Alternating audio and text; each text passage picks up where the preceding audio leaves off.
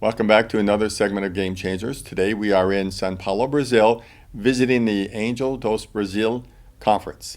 I'm now with Arthur Rozenblit. He is the CEO and founder of eStocks.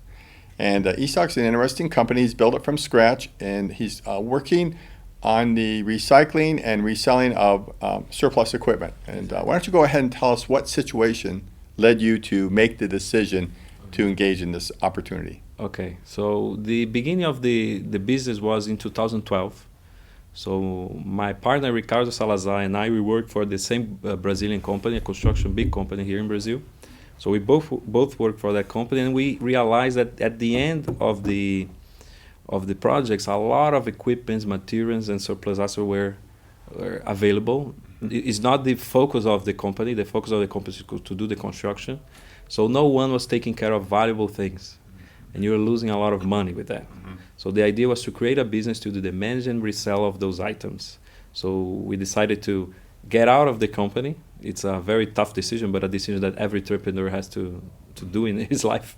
So we came out of the company. We found the stocks company in Recife. Then we were invited to a business acceleration program in Rio de Janeiro.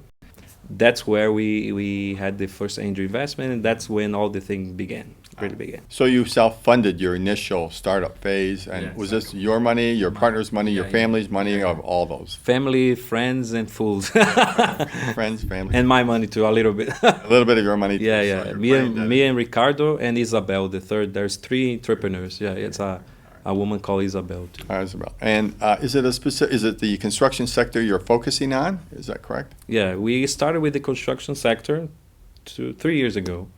And after doing a lot of business with those construction guys, we were approached by different investors wanting to expand and explore different verticals.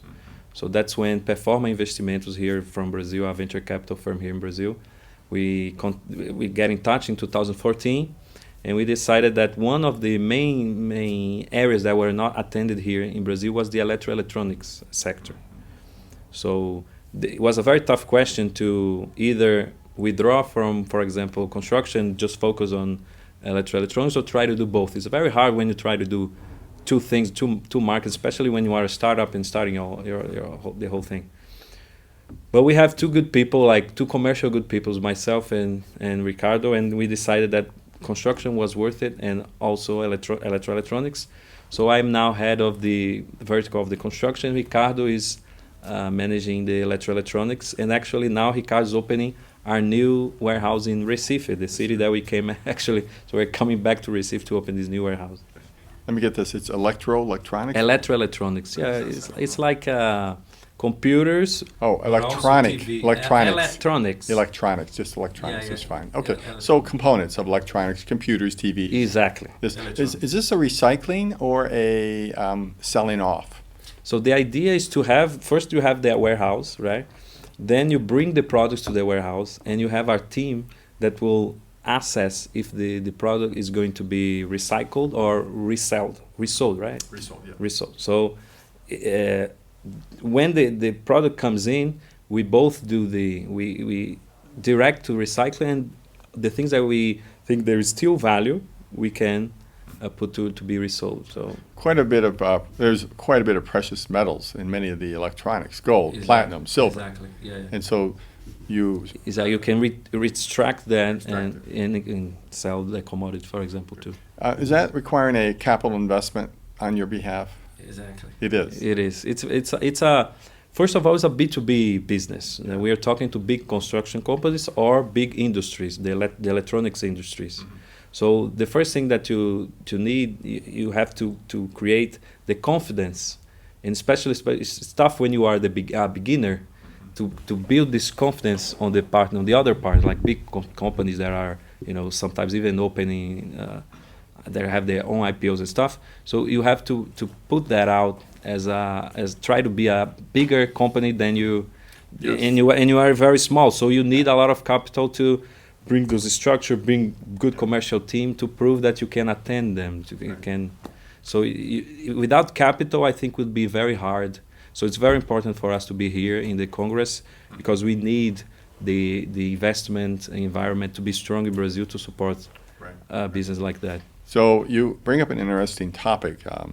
Earlier we spoke with Rodrigo Menendez, and we were discussing the fact that entrepreneurship has taken off in Brazil, has really grown significantly. Yeah. And there are two primary groups. There's the young people, maybe 1 to 5 years out of university, Yeah. 1 to 5 years out of the university. And there's people who are more seasoned, maybe late 20s, early 30s, 35 years old, Exactly. who say, we've spent our time in the industry, we have domain knowledge, we have knowledge of the market, we see a need, and it's even maybe complementary to our existing firms where we work. Exactly. Let's go set up a separate company and let this firm we used to work for be our first client. Exactly. And grow. And that you're in that second tier. I'm is the that- second tier. Yeah. Now, how extensive is this movement? You know, we know all the people come out of graduate school want to be in a university want to be entrepreneurs, but you're more of the seasoned type, and this is a very crucial because you're probably going to be successful. You have the right background.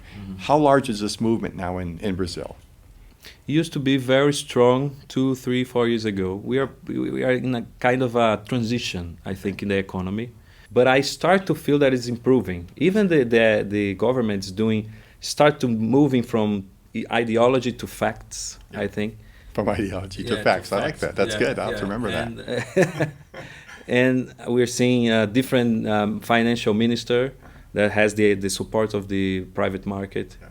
So I think Brazil is starting to get back on track. It's unfortunate that we lost a little bit there, but I think we'll see getting back strongly in 2017, 2018. I don't think we have, I think we're not going back to the old Brazil. I think we'll have more young people being entrepreneurs and opening their own business and be global citizens. Are most of your customers here in Brazil, or do you have export customers also, and maybe import? Only Brazil for Only now, Brazil. yes. And what about other countries here in South America? Are they a potential opportunity for you? I think South America for sure, but Brazil is a very big market. Yes. So it's, for example, different from Israel. I was in Israel in November, and when you talk to entrepreneurs, their investors, they say all our products are for exportation because they are very small, 8 million people in Israel. But Brazil has a 200 million population, so it's for a beginner company like ourselves, it's very natural that we focus first on the national market. But one thing that we cannot forget is to look beyond that, because especially investors from outside, I was in New York also last month, and the first question they would ask me is, okay, I like your business, very good, but when are you coming to New York, right? I open your Yes, of course. so they want to see a global business, right? That's right.